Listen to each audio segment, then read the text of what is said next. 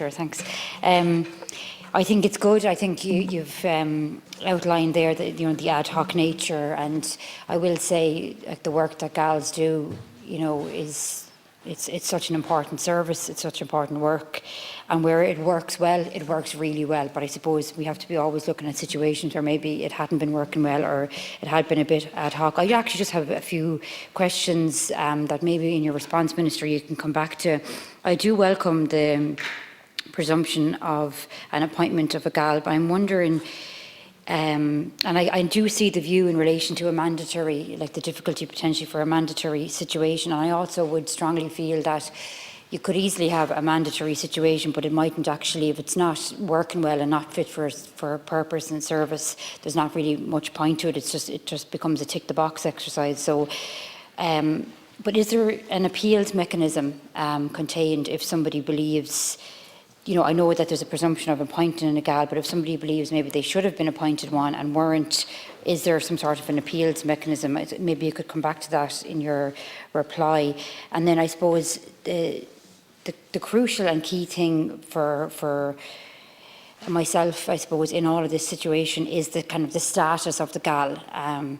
Now, I'm open to correction on this, but as I understand it, they're referred to sometimes as witnesses in this legislation.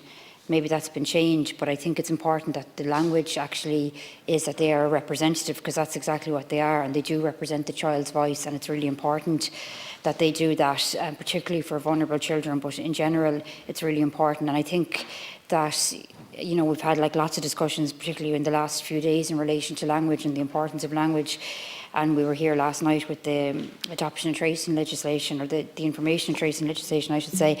But I do think it's important that they would be referenced as representatives rather than witnesses. And I said I'm open to correction on that, because I was on the Children's Committee in the last Dáil when we discussed this at pre-leg scrutiny. So I know that there has been some significant changes since then. So I am going to admit that that could be a change that has been made that I'm not aware of. So that would be my second question. Are they listed as representatives? And if not, can we look at that, changing that in committee stage?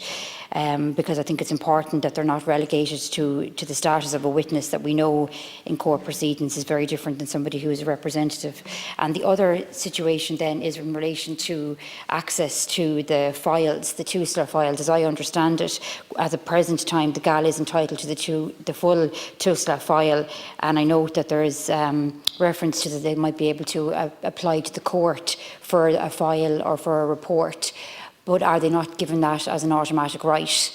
And if not, is that something that we could look at changing at committee stage? So I suppose the three key concerns are, is there any sort of an appeals process if somebody feels they should be appointed a gal and have not? The status of the gal in terms of representative versus witness, and then in relation to accessing the full TUSLA file, as I understand it, that they currently have. Maybe that's still going to be the case, and what you're referencing is potential additional information. But maybe you could just clarify those few points when you're coming back in. But in general, I have to say I welcome this. I think it's good. I think it's, as I said, we had it in the last term and it never kind of progressed further. So it's good to see it at this stage. And it is important that it's regulated, because anything to do, I suppose, with the voice of vulnerable children, it's important that we have it 100% kind of above board. So thanks, Cian Corley.